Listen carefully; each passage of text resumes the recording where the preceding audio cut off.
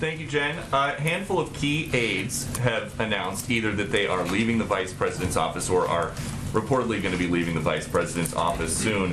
Is the vice president not satisfied with the staffing that she has had so far, or do people just not want to work for her anymore? Well, Peter, I would say that working on a presidential campaign, I may be covering one too, I would say, to be fair, and working in the first year of a White House is exciting and rewarding, but it's also grueling and exhausting. It's all of those things at once.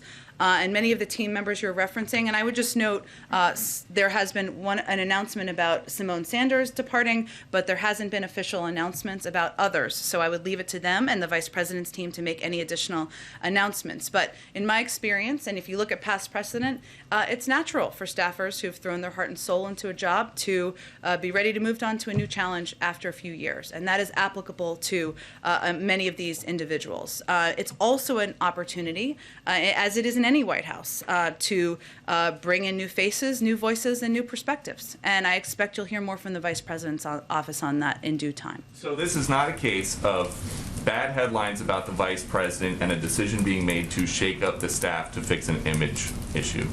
You know, Peter, I think I spoke to it, and I would note that, and I'll just speak to Simone since I knew her before, and she's been officially announced, and I knew her even before she joined the Biden campaign, sitting on many panels with her on CNN sets, and knowing someone like her, she joined the campaign early on, as many of you know. She's been a part of this for 2.5 or 3 years.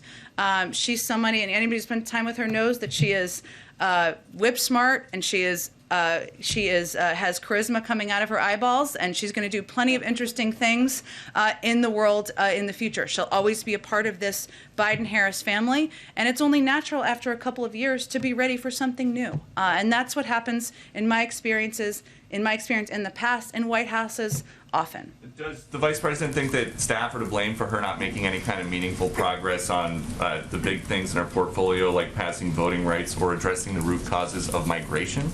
I know the Vice President is grateful to all of the staff who have served her.